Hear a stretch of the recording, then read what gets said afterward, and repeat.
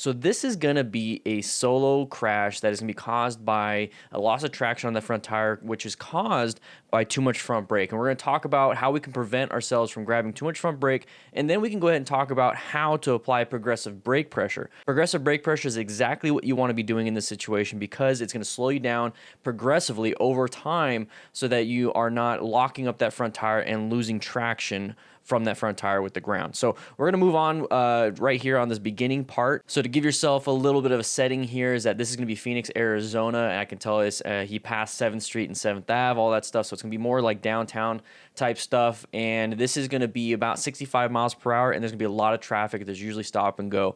So when we talk about orienting ourselves to the situation, that is kind of the scene for you guys. So now we can go ahead and move on with the rest of this stuff. So he's going to be traveling in the HOV lane.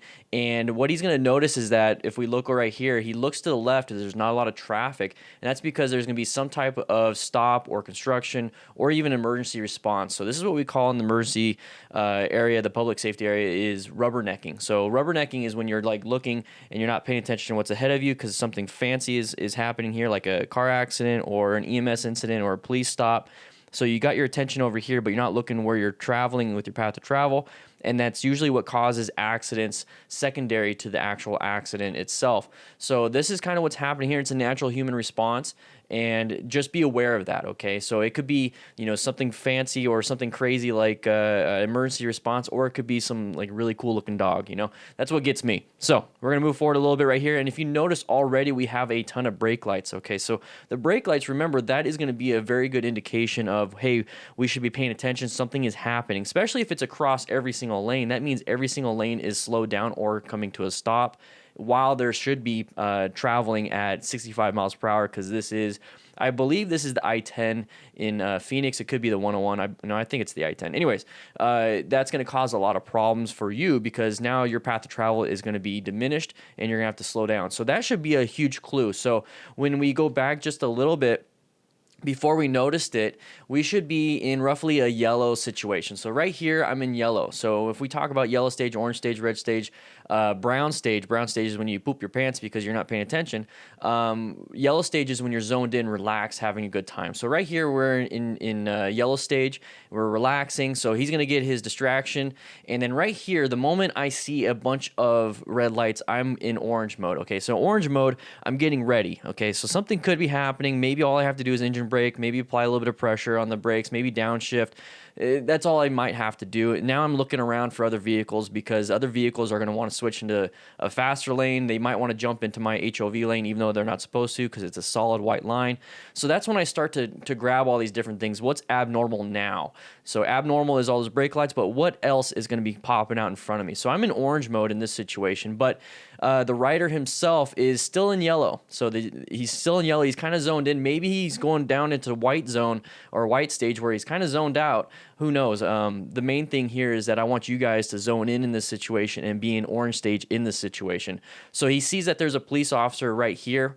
So there definitely is some type of emergency response, which is grabbing his attention, which is taking his attention away from his path of travel, which is going to be a big problem. So right here, we're going to go and keep moving. So he's still looking. So it's not necessarily I'm zoned out, I'm zoned in, but I'm looking at these unusual things, these abnormal things, which is what I want you guys to do. I want you to look for these abnormal things out there, but pick out the abnormal things that are pertinent to you. So the stuff that's in your path of travel, the vehicles that could be coming into your lane, the objects in the road, the debris, the potholes, all these different things. I want you to pick out the stuff that's going to be in your path of travel. Don't worry too much about stuff that is outside of your path of travel, outside of a typical hazard that can cause you a problem. But just take a look at this. So we're looking over here and we're being focused on this. Let's focus on something else. But also think to yourself, well, if I know that it's there and I know based off of the training that we're getting from this video is that I shouldn't pay attention to that, maybe the driver behind me is paying attention to that too. So if the driver's paying attention to me or paying attention to the car on the opposite lane and not paying attention to what's in front of him, which would be me as the motorcycle rider, then he possibly could run into the back of me. So this is where having that 360-degree situational awareness is very important. So definitely be in orange mode right here. So about right here when he sees it, so you can see it in his fingers. So this is right here where he perceives that the vehicles in front of him have slowed down quite a bit. I'm traveling at a super high rate of speed comparatively to the vehicles in the path of my travel. So he's going to perceive this. So he immediately perceives this, and then you'll see his hand. So right there, he's reacting. So there's perception, reaction, and then stopping distance or braking distance. And then that is considered your total stopping distance. All three of those equate in that one equation. So he perceived it, he's reacting, and this might be enough room for you to do progressive brake pressure for the total stopping distance within that braking distance. But for me, it's not enough. Okay, so I don't want to have that panic of having to squeeze that brake nice and easy progressively until I come to a stop. I want to be able to see it ahead of time and downshift utilizing engine braking.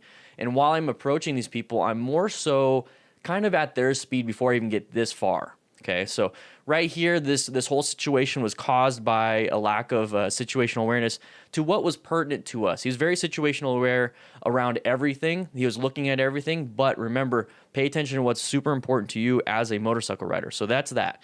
So now when we talk about progressive brake pressure, you need to be squeezing it nice and easy for that weight transfer. And I talk a lot about that in my motorcycle braking basics video, and I talk about it in the on the range out at Riders on MTC. So guys, if you want to check those videos out, I will link those in the description, and they will be at the end of this video because I want to talk about braking with you guys.